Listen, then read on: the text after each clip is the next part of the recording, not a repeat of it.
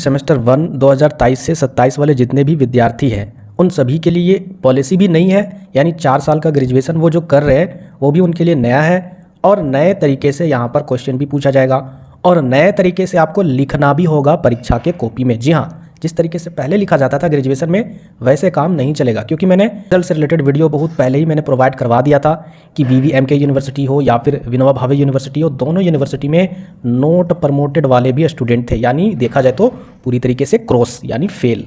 तो ये लिखावट पर ही डिपेंड करता है, क्योंकि जब भी आपका रिजल्ट जारी होता है वो आपके कॉपी के द्वारा ही जारी होता है। बहुत सारे स्टूडेंट कहते हैं कि सर जो कॉपी जाँच होता है ना सर, तो वो वहाँ पर बहुत सारे कॉपी होते हैं, सैकड़ों कॉपी रहते हैं, यानी 400-500 एक मेजर पेपर का कॉपी होता है। और जो फैकल्टीज़ या फिर लेक्चरार जो भी जांच करते हैं उस कॉपी की, तो वो चाहते हैं कि जल्द से जल्द जितना ज़्यादा मैक्सिमम कॉपी की जांच करें, ताकि उनका जो अमाउंट है पर कॉपी, जितना भी अमाउंट उनको दिया जाता है, पैसे दिए जाते हैं, वो ज़्यादा से ज़्यादा मिले। बिल्कुल 100% ये सही है। और यहाँ तक ये भी स्टूडेंट बात करते हैं कि एवरेज मार्क्स दिया जाता है स्टूडेंट को। एवरेज मार्क्स क्या होता है, ध्यान से समझिएगा। जब भी रिजल्ट जारी होता है ना स्टूडेंट का, जैसे रोल नंबर 1 है, मान के चलिए 1 है, ठीक है, नहीं छोड़िए 1 नहीं लेते, रोल नंबर 40 लेते हैं, तो 40 का रिजल्ट कितना आया, मान के चलिए 66%, ठीक है। इसके बाद 41 रोल नंबर, वो भी रिजल्ट अगर आप चेक कीजिएगा तो 65%। इसी तरीके से रोल नंबर 42, तो इसी तरीके से 67%। एवरेज मार्क्स क्या होता है, जो भी सब्जेक्ट का कॉपी चेक होता है, टीचर क्या करते हैं, डायरेक्ट इस तरीके से साइन करते जाते हैं, यानी वहाँ पर कुछ भी नहीं देखते हैं कि क्या लिखा हुआ है क्या नहीं लिखा हुआ है, बस ये चीज़ देखते हैं कि कितना पन्ना भरा हुआ है। लेकिन एक बात याद रखिएगा, उन सभी कॉपियों में वो ये चीज़ भी नोट डाउन करते हैं, क्योंकि देखिए वो कई सालों से कॉपी चेक करते आ रहे हैं, तो कई सालों से जब कॉपी चेक करते आ रहे हैं तो उनका अनुभव भी बहुत खतरनाक है।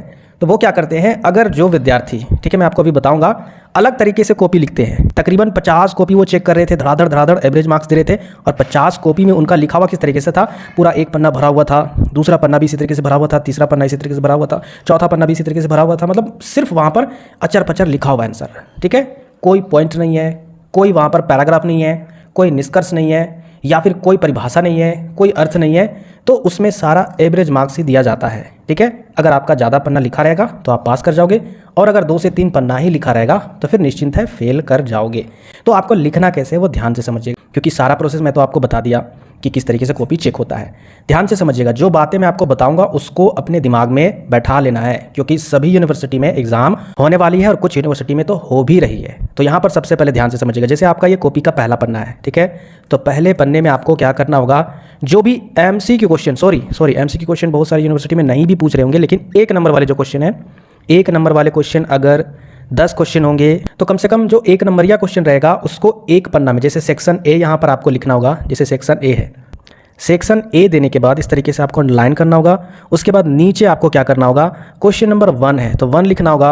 1 लिखने के बाद इसका उत्तर क्या होगा, तो इस तरीके से यहाँ पर आपको उत्तर डालना होगा। अगर 1 का उत्तर A है, ऑप्शन नंबर A, जैसे ऑप्शन अगर नहीं होगा तो क्वेश्चन नंबर 1 का अगर उत्तर कुछ भी होगा तो उसको यहाँ पर लिखना होगा, ठीक है। शब्द में अगर आपको एक शब्द में उत्तर देना है तो एक शब्द में उत्तर दीजिएगा, अगर परिभाषित करने के लिए पूछ रहा है तो एक लाइन में उत्तर दीजिएगा। कहने का मतलब है क्वेश्चन नंबर 1 लिखकर छोड़ देना है, फिर 2 लाइन छोड़ना है, 2 लिखना है, फिर 1-2 लाइन छोड़ना है, फिर 3 लिखना है। इसी तरीके से टोटल एक पन्ना में 10 क्वेश्चन यानी 10 डिजिट यहाँ पर सिर्फ डिजिट डालकर छोड़ देना है। क्यों? क्योंकि आपको पहले शॉर्ट क्वेश्चन नहीं भरना है, शॉर्ट क्वेश्चन पर समय बर्बाद नहीं करना है। ये काम आपको 3 से 4 मिनट में कर लेना है, 3 से 4 मिनट पर। आप लोग क्या समझे कि पहले वाले पन्ने में सिर्फ और सिर्फ सेक्शन A का जो 1 मार्क्स का क्वेश्चन है उसको इस तरीके से पॉइंट देकर छोड़ देना है, आंसर आपको बाद में लिखना है।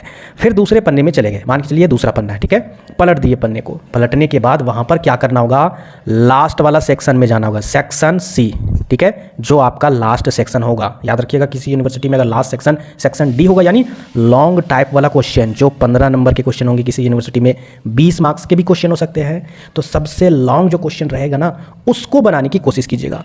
बहुत सारे स्टूडेंट गलती क्या करते हैं, इसके अकॉर्डिंग उनका मार्क्स कम आता है, मेहनत भरपूर करते हैं, फिर भी क्या गलती करते, ध्यान से समझिएगा। जैसे वो सेक्शन C में चले तो गए, ठीक है, सेक्शन C में वो चले गए और सेक्शन C में टोटल 6 क्वेश्चन में से उनको 4 क्वेश्चन बनाना था, और वो क्या किए, 2 क्वेश्चन बना दिए, ठीक है। एक क्वेश्चन बनाए, 4 से 5 पन्ना भरे, उसके बाद फिर दूसरा क्वेश्चन बनाए, क्वेश्चन नंबर दूसरा फिर बनाए, 4 से 5 पन्ना भरे।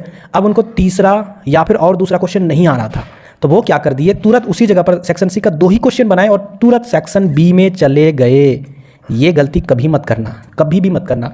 जिस सेक्शन का अगर आप क्वेश्चन अटेम्प्ट कर रहे हो, आंसर दे रहे हो, तो सबसे पहले जितना क्वेश्चन उस सेक्शन में बनाने के लिए आपसे बोला जा रहा है तो आपको सबसे पहले पूरा क्वेश्चन बना लेना है हर हाल में।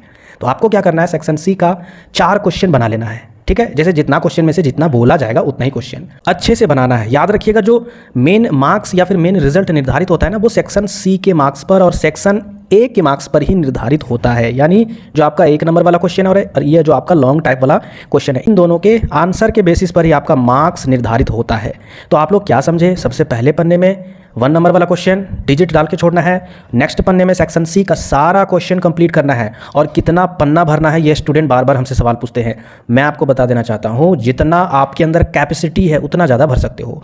मिनिमम तो कम से कम 5 पन्ना। किस तरीके से 5 पन्ना, जैसे ये 1 पन्ना है, उसके बाद इसका दूसरा साइड वाला जो होगा इसी पन्ने का वो 2 पन्ना, उसी तरीके से फिर नेक्स्ट पन्ने का एक साइड तीसरा पन्ना, फिर उसका उस साइड वाला चौथा पन्ना। इसी तरीके से लगभग 5 से 6 पन्ना भरिएगा। कम से कम 5 से 6 पन्ना अगर आप भर लेते हो तो निश्चित रहिएगा कि हाँ, आपका मार्क्स कभी भी कम नहीं होगा। सेक्शन सी की मैं बात कर रहा हूँ, सेक्शन सी, ठीक है, जो 15 नंबर वाले क्वेश्चन है, ठीक है। तो इस तरीके से सेक्शन सी आप लिखिएगा।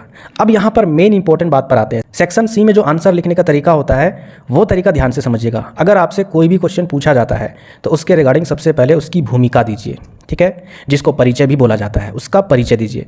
परिचय कम से कम कोशिश कीजिएगा 1 पन्ना पूरा लिखने का, ठीक है। आपका कॉपी लाइन बाय लाइन नहीं चेक होता है, इसीलिए मैं वीडियो में अपनी लैंग्वेज में क्यों समझाता हूँ, ज़्यादा मैं अपनी लैंग्वेज में क्यों बोलता हूँ, ताकि जो आपके दिमाग में अपनी लैंग्वेज वाला बात या किसी घटना से रिलेटेड मैं उसको रिलेट करता हूँ वो चीज़ आपके दिमाग में बैठ जाए।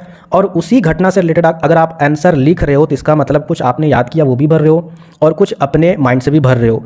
तो इस तरीके से आपका पन्ना भरेगा, ठीक है, क्योंकि आप याद नहीं कर सकते हो यूनिवर्सिटी के क्वेश्चन का आंसर कभी भी पूरा, आप समझ सकते हो अपनी लैंग्वेज में और इसी को लिखना है अपनी लैंग्वेज में। इसके बाद भूमिका लिखने के बाद, जैसे ज्योग्राफी में क्या होता है, बड़े बड़े विद्वान होते हैं, साइकोलॉजी में भी क्या होता है, बड़े बड़े विद्वान होते हैं, और वो विद्वान क्या करते हैं, उस टॉपिक या फिर उस क्वेश्चन के अकॉर्डिंग अपना अपना परिभाषा देते हैं। तो किसी भी कम से कम 2 विद्वान का परिभाषा भी आपको मेंशन करना है। जैसे कि मान के चलिए किसी विद्वान का नाम मान के चलिए चार्ल्स डार्विन है, मान के चलिए, ठीक है, ये साइंस के, ये तो साइंटिस्ट है, लेकिन मान के चलिए चार्ल्स डार्विन है, ठीक है। तो आपको लिखना है चार्ल्स डार्विन, उसके बाद डबल इन्वर्टेड कॉमा, उसके बाद उनके द्वारा क्या परिभाषा दिया गया था, 1-2 लाइन में आपको इस तरीके से लिख देना है। तो इस तरीके से परिभाषा दे देना है, ठीक है। जहाँ पर अगर विद्वान से रिलेटेड परिभाषा जिस पेपर में है, मैं सभी पेपर की बात नहीं कर रहा हूँ, भूमिका देने के बाद आपको क्या करना है, उसको पूरा एनालिसिस करना है कि यहाँ पर क्वेश्चन क्या पूछा जा रहा है। उसके बाद आपको कोशिश करना है भूमिका देने के बाद पॉइंट में आंसर लिखने का, ठीक है। जैसे पॉइंट में क्या हुआ कि पहला पॉइंट आपका कुछ टॉपिक हो गया, उस टॉपिक को हमेशा याद रखिएगा, ठीक है, कि वो टॉपिक क्या है, उस टॉपिक को लिखिएगा, ऐसे अंडरलाइन कीजिएगा, उसके बाद फिर पूरा भर दीजिएगा, उस टॉपिक को पूरा डिफाइन कीजिएगा अपनी भाषा में। मैं नहीं कर रहा हूँ कि किताबी कीड़ा बनिए, अपनी भाषा में। इसी तरीके से 3-4 टॉपिक में आप 3 पन्ना भर दोगे, इसकी गारंटी है। बस आपको रिलेट करना अपने माइंड में, वो चीज़ समझना है, लिखने की हैबिट बनाना है। तो इस तरीके से आपको आंसर लिखना है। ऐसे पूरा भरने से नंबर एवरेज मार्क्स ही मिलता है या फिर फेल कर जाओगे, याद रखिएगा। तो ऐसे भरिएगा नहीं। इस तरीके से लिखने के बाद लास्ट में आपको हमेशा हर एक मेजर पेपर वाले से रिक्वेस्ट है, ठीक है, सिर्फ मैथ वाले का छोड़कर बाकी आर्ट्स वाले जितने मेजर पेपर है सभी मेजर पेपर वाले से रिक्वेस्ट है, आंसर खत्म होने के बाद लास्ट में पैराग्राफ छोड़कर निष्कर्ष लिखना जरूरी है, भले आपको आए या फिर नहीं आए। निष्कर्ष का मतलब होता है ऊपर दिया गया जो आंसर है वो किस लिए है, इससे हमें क्या लाभ होता है। मैंने आपको कई वीडियो में निष्कर्ष के बारे में बताया है, इतिहास के वीडियो में या फिर किसी दूसरे वीडियो में, ठीक है। तो उस तरीके से आपको निष्कर्ष लिखना पैराग्राफ छोड़कर बहुत इंपॉर्टेंट है। तो इस तरीके से आपका सारा क्वेश्चन लिखने का तरीका होता है, ठीक है। एक एवरेज मार्क्स देने वाला लिखने का तरीका मैंने आपको बता दिया, और एक टॉपर मार्क्स देने का भी तरीका बता दिया, और फेल किस तरीके से करते हैं वो भी तरीका बता दिया। कॉपी में कौन सा सेक्शन पहले अटेम्प्ट करना है वो भी तरीका बता दिया।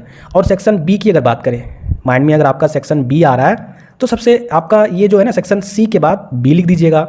इसको कितना पन्ना लिखना है, सेक्शन बी जो है वो आपका 5 नंबर का रहने वाला है क्वेश्चन, तो इसको आपको लगभग 2 से 2.5 या फिर 3 पन्ना लिखिएगा। अगर आपके पास समय है तो कम से कम 3 से 4 पेज भी लिख सकते हो, लेकिन इतना मैं कहूँगा 3 पेज बहुत ज़्यादा है, ठीक है। साफ साफ बढ़िया से लिखना है। इसको भी कोशिश कीजिएगा पॉइंट वाइज लिखने का, पॉइंट वाइज या टॉपिक वाइज। अगर नहीं आता है पॉइंट वाइज टॉपिक वाइज तो आप लाइन बाय लाइन लिख सकते हो, कोई दिक्कत नहीं है। 5 नंबर का ही क्वेश्चन है, ज़्यादा लंबा या फिर ज़्यादा मार्क्स वाला क्वेश्चन नहीं है। फिर आपको लास्ट में 1 नंबर वाला क्वेश्चन अटेम्प्ट करना है। याद रखिएगा 1 नंबर वाला क्वेश्चन अगर आपका नहीं आ रहा है कुछ क्वेश्चन, तो कोशिश कीजिएगा अगल बगल से हेल्प लेने की। देखिए ये तो इलीगल बात है, लेकिन मैं आपको इसलिए बता रहा हूँ क्योंकि 1 नंबर वाले क्वेश्चन के आधार पर ही बहुत सारे टीचर एवरेज मार्क्स को इंक्रीज करते हैं, बढ़ाते हैं कि हाँ जब इनका इतना 1 नंबर या क्वेश्चन सही हो सकता है तो लिखा भी होगा बंदा अच्छा। तो 1 नंबर वाला क्वेश्चन भी ज़्यादा डीपली देखिएगा। अब ये नहीं कि आप लॉन्ग क्वेश्चन आप अच्छे से नहीं लिखिए और 1 नंबर वाला आप लिख रहे हो, ऐसी गलती मत कीजिएगा, ठीक है। सेक्शन सी याद रखिएगा और सेक्शन ए ये मोस्ट इंपॉर्टेंट टॉपिक है। तो उम्मीद करते हैं आप लोग समझ गए होंगे आज के वीडियो में कि कैसे आपको कॉपी लिखना है। कॉपी लिखते समय 2 पेन आप यूज़ कर सकते हो, एक तो आपका ब्लू पेन यूज़ कर सकते हो, इसके अलावा आप ब्लैक भी यूज़ कर सकते हो, ठीक है, कोई भी दिक्कत नहीं होगा। अंडरलाइन करते समय आप स्केल भी यूज़ कर सकते हो ताकि लाइन इधर उधर नहीं जाए, ठीक है। तो जिनके यूनिवर्सिटी में एग्जाम अगर चल रहा है, जिनका अगर 1-2 पेपर खत्म हो गया है, तो नेक्स्ट पेपर में ये सारा कुछ फॉलो कीजिएगा। और बहुत सारे स्टूडेंट जो अलग अलग यूनिवर्सिटी के अकॉर्डिंग है वो बोल रहे हैं कि सर क्वेश्चन करवाइए। देखिए मेरे पास कोई भी अगर गेस्ट पेपर होता आपकी यूनिवर्सिटी का तो मैं 100% क्वेश्चन करवाता। आपके यूनिवर्सिटी का जो एरिया है वो इस एरिया में नहीं आता, जिस कारण से आपके यूनिवर्सिटी के रिगार्डिंग बुक नहीं मिल पा रही है, जिस कारण से मैं क्वेश्चन नहीं करवा पा रहा हूँ। उम्मीद करता हूँ कि आप लोगों का एग्जाम अच्छा जाए। जिस तरीके से मैंने आपको बताया उम्मीद करते हैं कि इसको फॉलो जरूर कीजिएगा और स्मार्टनेस तरीके से एग्जाम देकर आइएगा, रिजल्ट 100% बेहतर जरूर आएंगे। मिलते हैं फिर नेक्स्ट वीडियो में।